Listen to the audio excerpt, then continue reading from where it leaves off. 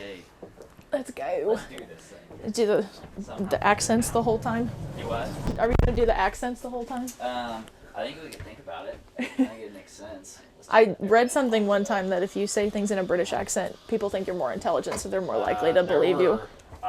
There was a commercial where, was it T-Mobile, I think, where there was one of them that they did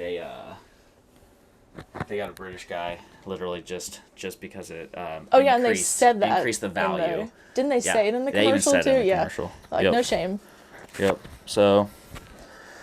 Cool. So British accents are a go. Yep. So. Do you have one? I don't. I can try it. I could probably go more Australian, but no. Well, that's actually harder from my experience.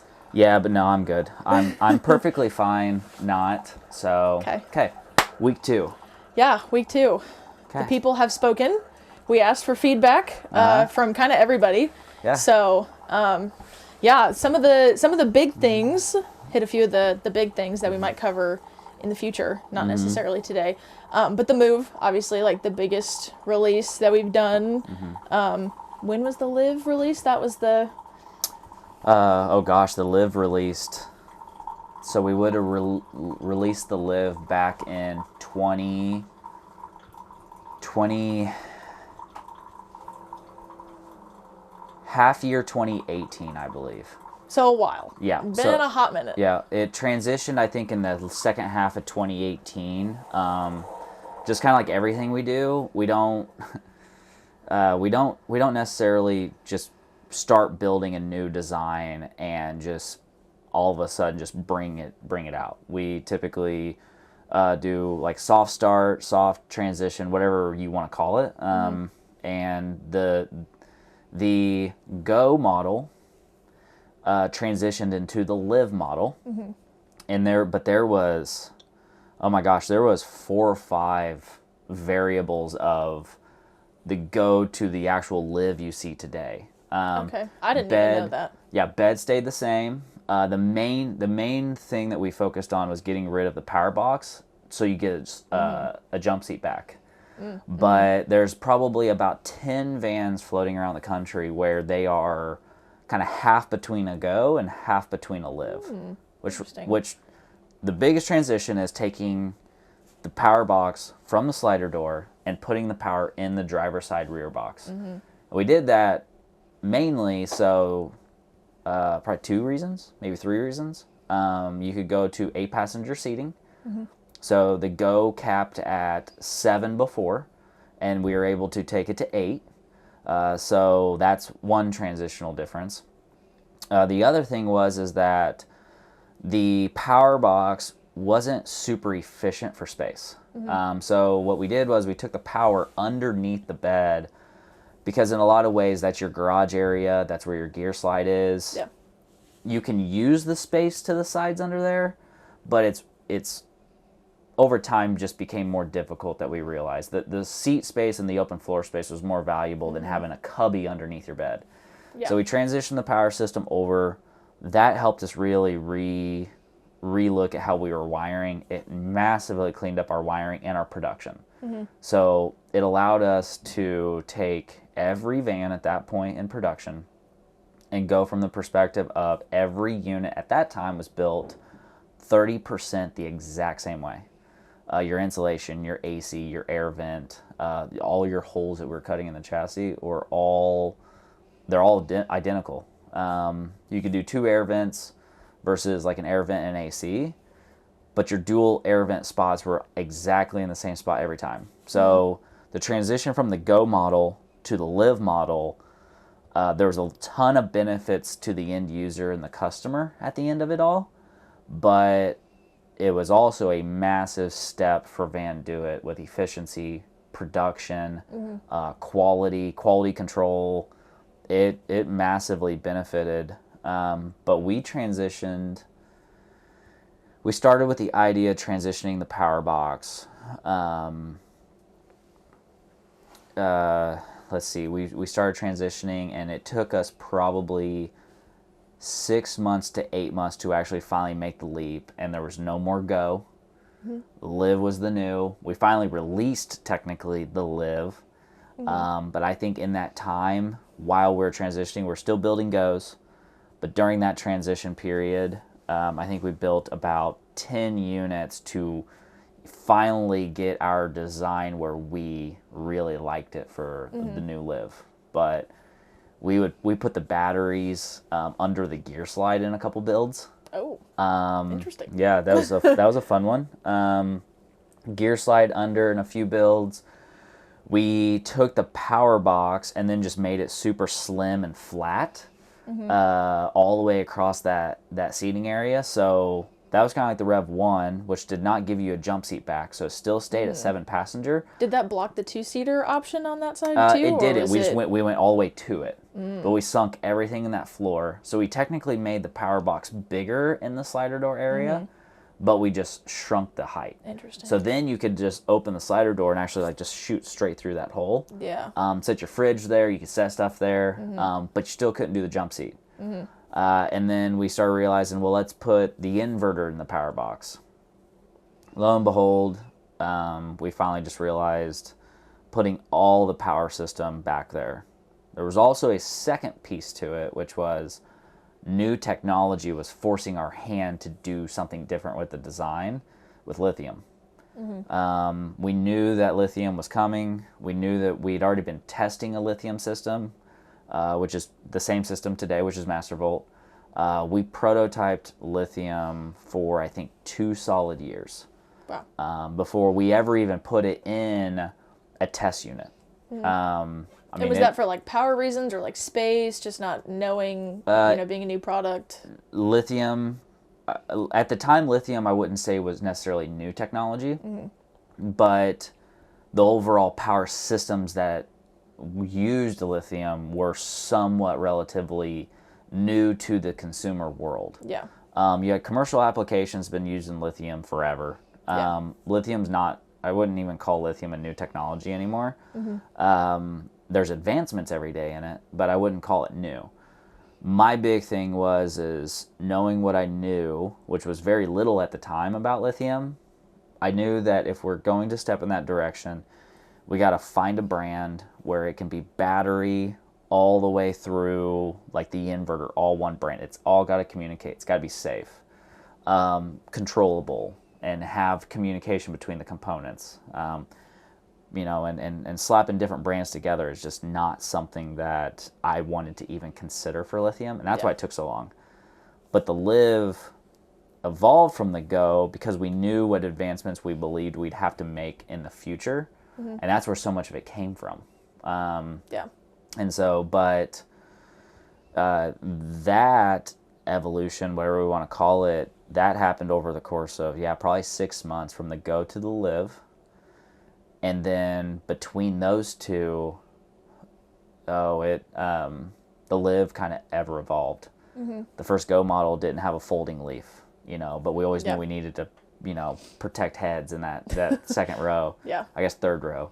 So the leaf came. Some changes to the gear slide came. For the most part, once the power box was gone and the LIV model was released, I don't think customers, consumers, or current owners who have a LIV from one LIV to another model year of the LIV would probably see much of a difference unless they were like the obvious, like lithium, AGM, like those differences.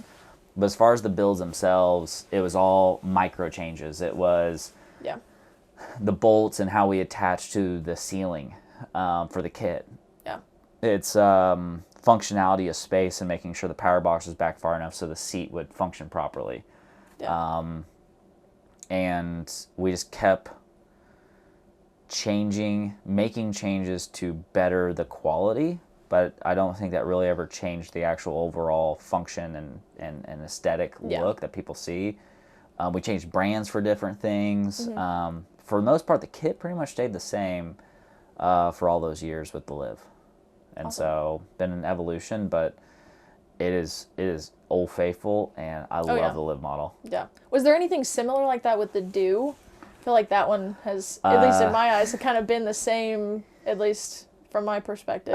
So the Do model had probably way more changes to it but not ones that because it's so versatile. You put bars where you want. You change the structure how you want. And being so open floor plan. Like, yeah. With that, the Do model, yes, I would say the Do model, as any of our models, any of our units, we have made changes to it more than anything.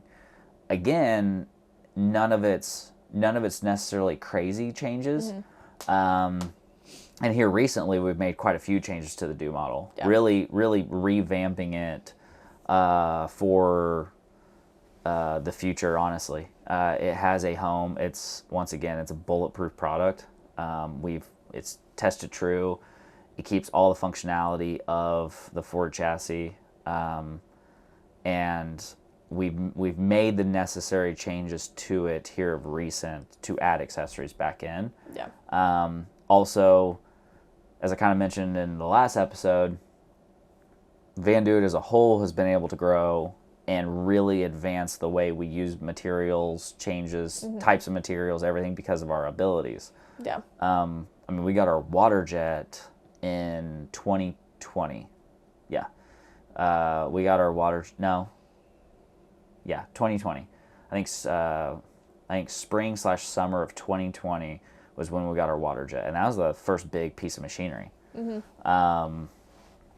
and since then we've added CNCs, plasmas, bending, machining. We've added a lot to the fold, and so the technology, the team's abilities has massively shifted our capabilities. Yeah. And I know the topic today is I think kind of all things MOOV.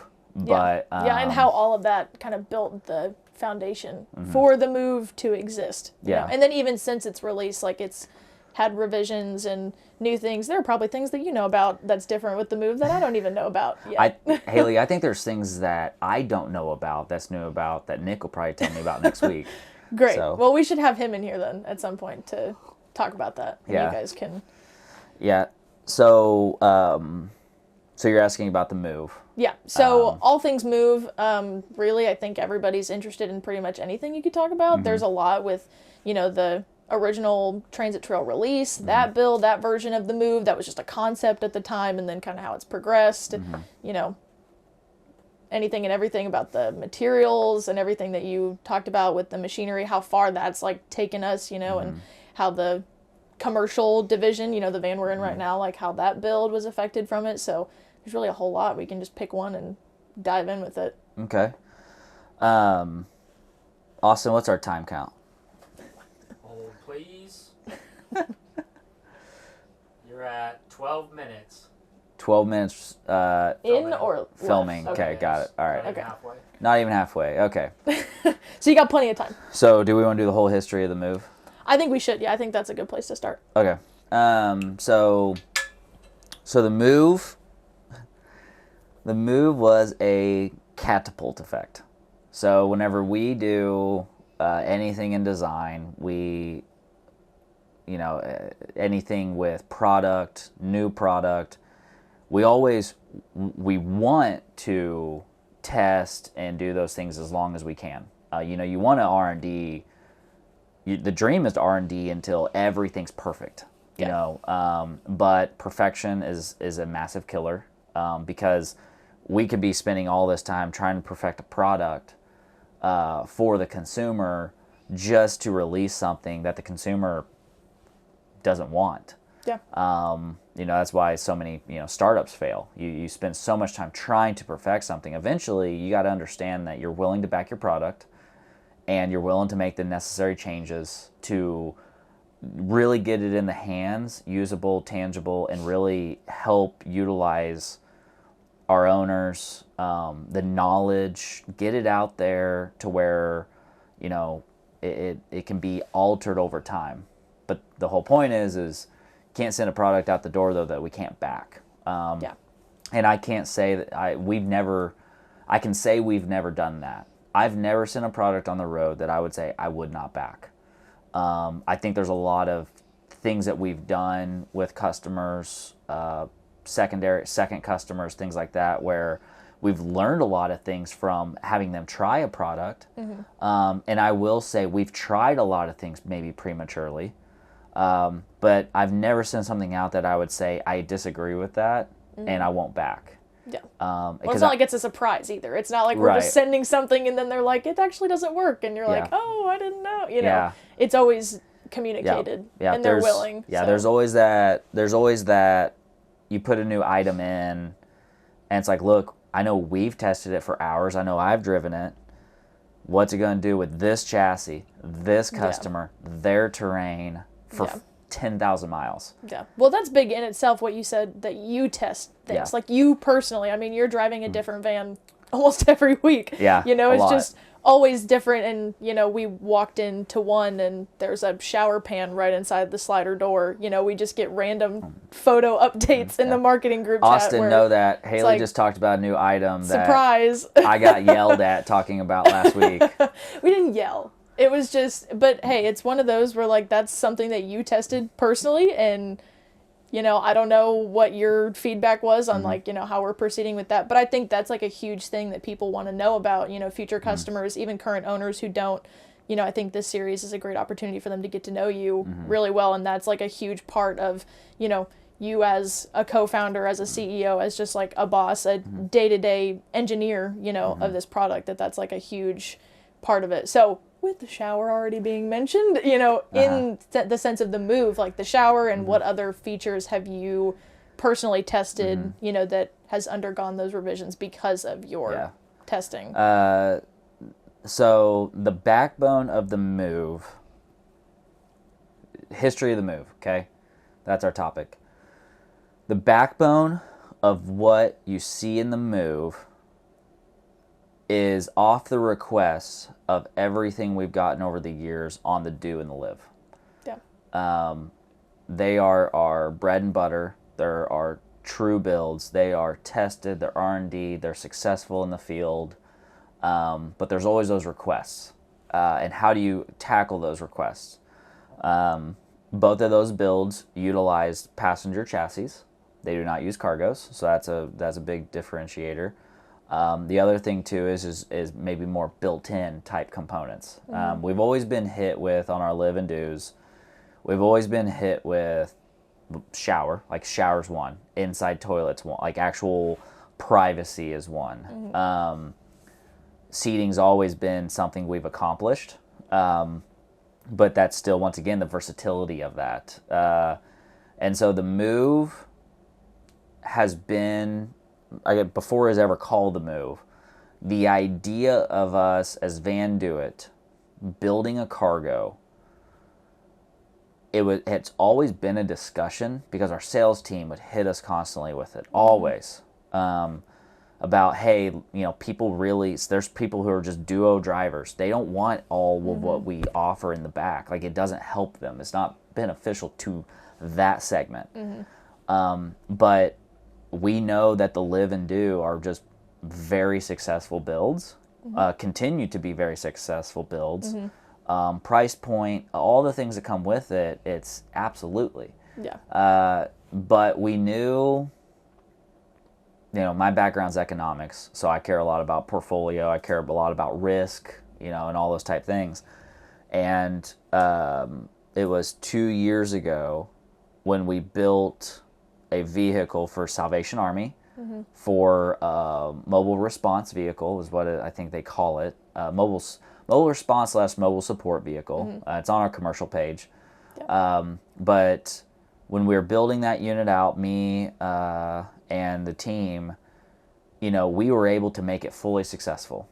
And they use it constantly. And they love it. Amazing people there at Salvation Army. But just while we were going through the build, it's like, man, like, I think we can make this build so much better if we start this segment off on a different chassis. Yeah. The problem is that I can't run with an idea where it's not where our market is, right? It's so tough to me in my position. It's like, look, we all have great ideas. I get hit with great ideas all the time. Something that I've always had to get better at is not turning down people's ideas. I like hearing ideas. I like hearing from our owners. And that's part of why I want to do this every week, is because like I want that, because that's going to help us figure out where we got to go. Yeah. But everyone does need to take a grain of salt though too, and say, hey, I'm listening to you, but I'm also trying to make a decision to help match maybe 100 others. Yeah. And so everyone's being heard. It's how do I take that and manage that, in a sense, chaos of response. Tried to please everyone a little bit to some degree, or can I please everyone a lot by doing something potentially different? And so with the move, that was the whole driving factor. And so Salvation Army happened 2.5 years ago. Fast forward to 1.5 years ago with Ford. And with Ford, it was the release of the Transit Trail. So we, with our relationship with Ford and our partnership with them, they reached out to us about building their first transit trail they'd ever built for publicity marketing, and it is what you see. That's the MOOV model. But in all the advertising from Ford. From Ford, and, and we have the page on our website that's about the transit trail specifically. All that content is the original. So so all that's original from working with them. But the first question on basically the first call myself and Shane Orr, our GM, had with Ford on the Transit Trail was, what chassis is it? And it is strictly only a cargo. And it took me, I think, a matter of 30 seconds to quickly think through my head of if there was ever an opportunity to do what we thought over 1.5 years prior we should think about doing at some point, was a cargo build. Brent Klein, co-founder with me, president, he and I had conversations about, don't go against the bread and butter of our company. Always put our efforts there. COVID, though, opened a door of couldn't get enough chassis. So we didn't have enough chassis to take care of people. Timeline is increasing. We're increasing production capacity, but we can't actually use the production capacity because of supply chain. So it's how do we protect ourselves? How do we protect all the customers and owners who have invested in us? It was expand. And it wasn't to expand in other brands like ProMaster, Mercedes. It was we need to expand our Ford fleet. We just put full effort towards, we have an opportunity to do something really big with Ford. The answer has to be yes. And we used that opportunity. We didn't use it just for Ford to help build that first unit. We used it as an opportunity for me, the team, and say, okay, what have we never accomplished in our builds? And this new model, if it becomes a new model, this concept, it's going to tackle everything. And even though the first concept didn't, it was still on the list. So the big hitters was swivel driver seat. That was a big topic. We were able to accomplish that. So we have dual front swivels now. It was built-in overhead storage. So, kind of like up here, you kind of see kind of a piece of it, and you can see the new MOOV, all of our commercial builds, but it was built-in overhead storage. All of our builds prior had always used headliners with airbags and factory AC lines. And it took up, and does take up, a lot of usable space. Now, that headliner is amazing for so many reasons. And it's also amazing for the HVAC, the airbags. There's so much benefit to the units of like the Live and Do, which still utilize all of that space for something different. It's still great, but it is lost space for other models. I think that's why a lot of people love cargo. It's, I can push all my stuff straight to the skin of the vehicle. And so we wanted to tackle built-in storage. It was, my sister-in-law hounded me about it constantly, still does, about storage, need storage. private storage with doors, bungee storage so you can see. It's like just storage. Just our salespeople, Jared, we need storage. We need all these things. Even storage that locks. That's been something that, we've talked about, having cabinets that you can truly keep it away from other people. Yep. And so working through the MOOV, it was built-in storage above our other models. Swivel driver seat, we're able to accomplish that. And the other aspects was sleeping sideways was another huge one. Yeah, which is a classic van life thing. It is, yep. And so, which is, tricky with our other builds. You're utilizing factory trim. You have limitations. Now, a lot of our limitations was by our capabilities. Now, with our new machines, it allows us to do so much more. And it really allows the engineering team to just think outside the box constantly. And so, but sleeping sideways is another one. All of those were accomplished in about a 3-week build timeline on the first unit.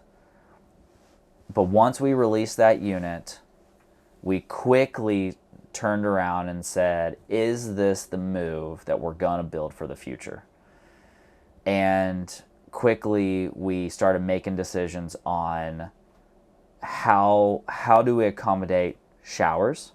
How do we accommodate all the pieces to the puzzle that we need to accomplish moving forward? And so, which I think in a lot of cases, it's how the name MOOV came about. But we also knew that we needed to expand the MOOV / concept outside of just the transit trail. Yeah. And so Austin gave me the 5-minute heads up. But the big part of it for me is that with the MOOV build, our focus was with it currently today and the future and the redesigns and the revisions, just like the history I told you about the Go and the LIV. We knew what the Go didn't have, and we knew what the LIV needed to have, but it took us time because you got to take baby steps to figure out what the actual end user, our owners, really need and really want. Yeah. But until they see it and they can feel it, it's hard to make those big leaps. So, buckle your seatbelt is basically what I'm saying. I have one. You do have one. I have one on these chairs. The MOOV is one that we're talking about doing the passenger version of, and we're going to be bringing in all these new components into these builds to really tackle everything that our customers have always asked for in our other models. Yeah. And the goal is to accomplish what they want and what they need. They're still the home for the LIV. They're still the home for the Do. Those are still amazing products that are not going away. This is a new style build that brings different things to the table. Yeah. Pricing, variations, all of it. It's just another piece to the portfolio that we're adding.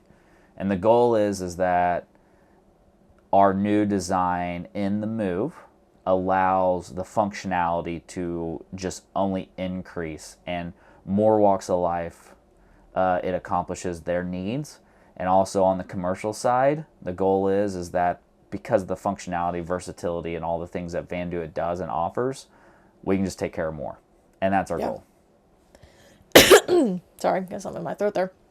I think with the last, however long we have, it would be good for you to cover 2 minutes, a little bit of the variation of what the MOOV is, because I think a lot of people kind of get themselves mentally pigeonholed where they think because there are no rear seats at the moment anyway, without the new one being out yet, right, that it has more limitations than it does variation. And you kind of touched on it a little bit, but I think outside of, just components, the build itself and what it offers, if that, is something that you can fit into the last 90 seconds. Ask me a question. What's the question? Oh gosh, to make it specific. Well, I know one of the ones in the owners group, someone who is currently in the pipeline for a MOOV, offered on the transit trail chassis and then a cargo chassis, and what the main differences would be between the two. Number one difference is the transit trail comes from factory with additional ride height. Majority of that ride height is coming from a factory tire, so it's a factory tire option. And it does give you the look of the different grille, the fender flares, so the body kit. Yeah. All things that we have a level of being able to accomplish on a non-trail. But the trail comes from Ford with the LIV, no suspension, but it's coming with that additional ride height. It's coming with a little bit of variation in the ground clearance. You can look up the actual numbers on our website, but the biggest part is really that look. All other things can be accomplished though, and so my suggestion to most is trails are very limited. And so don't turn away the options that are out there for you that get you too close to the same end goal.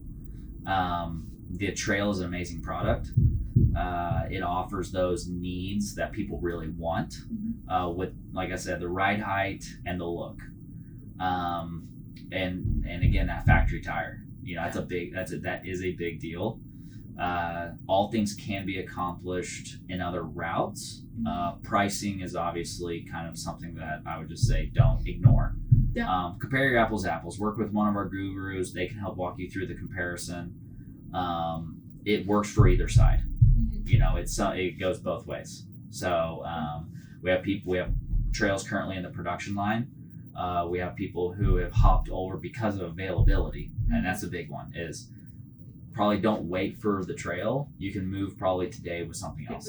You can move. So hopefully that answered your question. Yeah. No, I think it did. Okay. Awesome. All right.